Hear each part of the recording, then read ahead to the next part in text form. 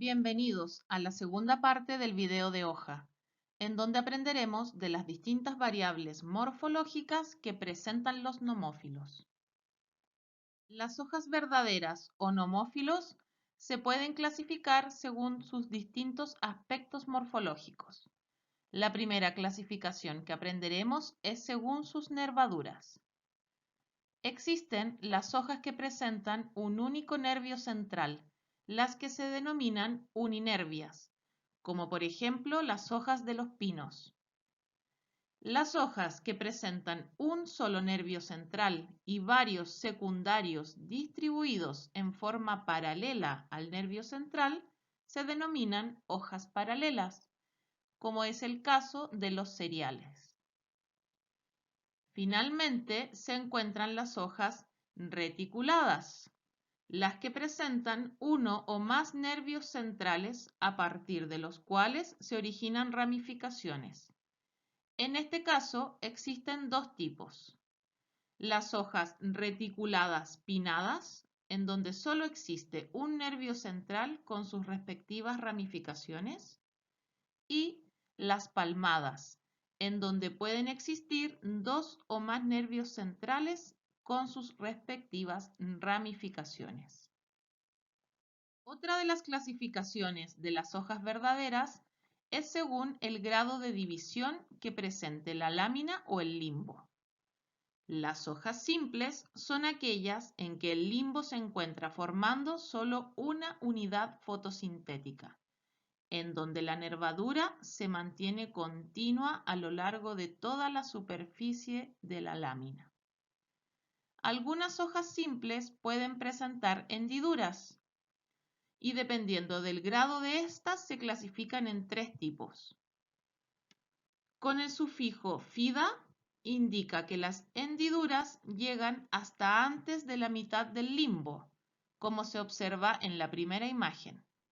Y dependiendo de si las hojas presentan un nervio principal, se llamarán pinnatífidas, y aquellas que presentan dos o más nervios principales se denominan palmatífidas. Por otra parte, cuando las hendiduras de la lámina sobrepasan la mitad del limbo, tal como se observa en la segunda imagen, se utiliza el prefijo partida. En caso de hojas pinnadas serían pinnatipartidas y en hojas palmadas palmatipartidas.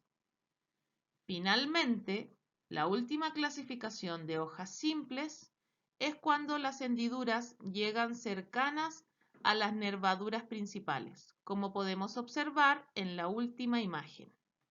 En este caso se utiliza el sufijo secta. Para hojas pinnadas, el nombre correspondería a pinnatisecta, y para hojas palmadas, palmatisecta. Además de las hojas simples, existen las hojas compuestas. En estas hojas, la lámina se encuentra completamente dividida, formando varias subunidades, las cuales se denominan foliolos. Estas hojas se reconocen debido a que su nervadura es articulada, es decir, que existe un pequeño peciolo en cada foliolo que se une a la nervadura central, generando que cada subunidad sea independiente de la otra. Dependiendo de la forma de las nervaduras principales, se distinguen dos tipos de hojas compuestas. Cuando presentan nervadura pinnada, se denominan pinnaticompuestas, y cuando presentan nervadura palmada, se denominan palmaticompuestas, tal cual como se observa en la fotografía de en medio.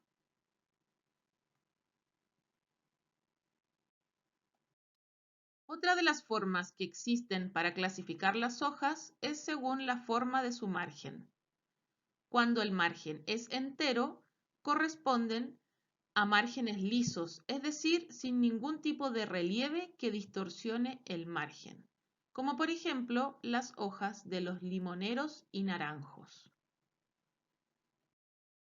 Sin embargo, existen márgenes que tienen irregularidades en sus bordes y dependiendo de la forma que presenten, existen numerosos tipos de hoja, tal como observamos en el esquema.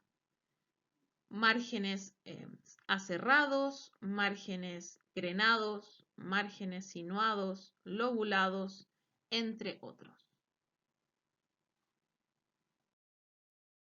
La forma de la hoja también nos permite clasificarla, existiendo numerosos tipos de formas.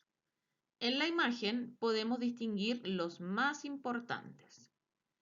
A modo de ejemplo, en las hojas lineales, sus características son que el largo de la hoja es 10 veces mayor que el ancho y presentan ápice y base agudos. Eso quiere decir que tienen un ángulo inferior a 90 grados.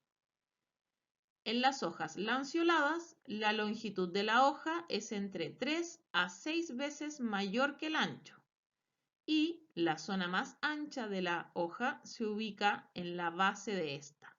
Y también el ápice y su base son agudos. Según la cubierta o tipo de epidermis que presenten las hojas, las podemos clasificar en dos tipos. Las glabras, que corresponden a hojas lisas que no presentan apéndices o tricomas en la epidermis.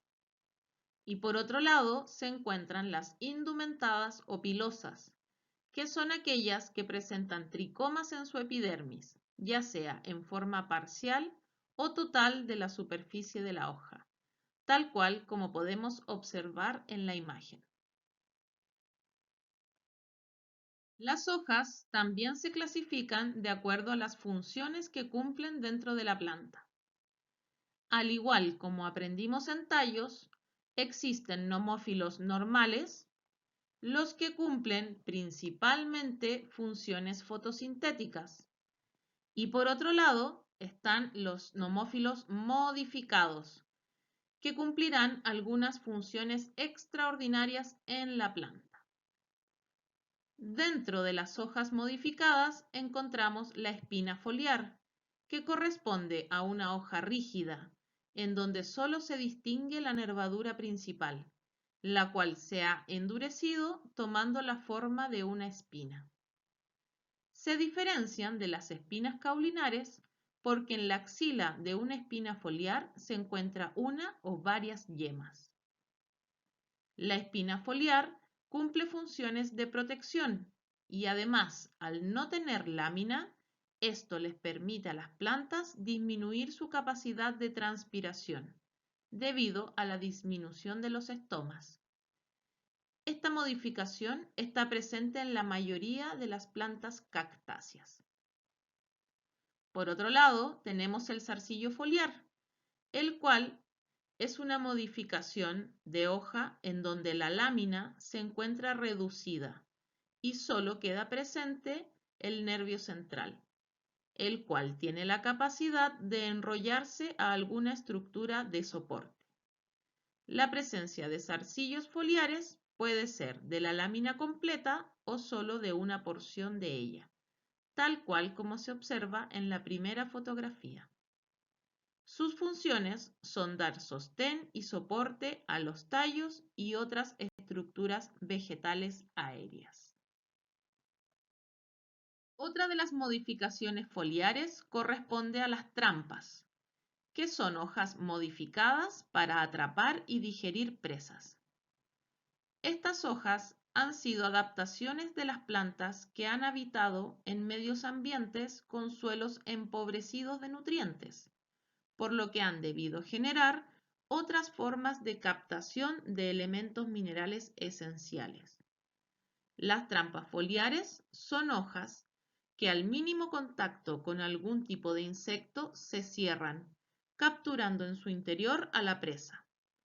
De esta forma, la epidermis es capaz de secretar sustancias químicas que agilizan el proceso de descomposición del insecto. De esta forma, los tricomas pueden absorber los elementos minerales esenciales para permitir el correcto desarrollo y crecimiento vegetal. Finalmente están los filodios, que corresponden a la segunda fotografía. Esta modificación de hoja presenta un ensanchamiento del peciolo de la hoja, acompañado de una fuerte reducción de la lámina. Esto les permite a las plantas reducir su capacidad de transpiración y a la vez mantener su capacidad fotosintética, la cual es realizada por el filodio. Las hojas también se pueden clasificar de acuerdo a la posición que tienen en el tallo, en donde existen tres tipos. Cuando sobre el nudo de un tallo se inserta solo una hoja, se denominan alternas. Por el contrario, cuando se insertan dos hojas, se denominan opuestas. Y finalmente, cuando se insertan tres o más, se les denomina verticiladas. En este video hemos aprendido acerca de la gran variabilidad morfológica de las hojas, entendiendo las diversas clasificaciones que presentan. No olvides anotar todas tus consultas para resolverlas en la sesión de clases. Nos vemos en un próximo video.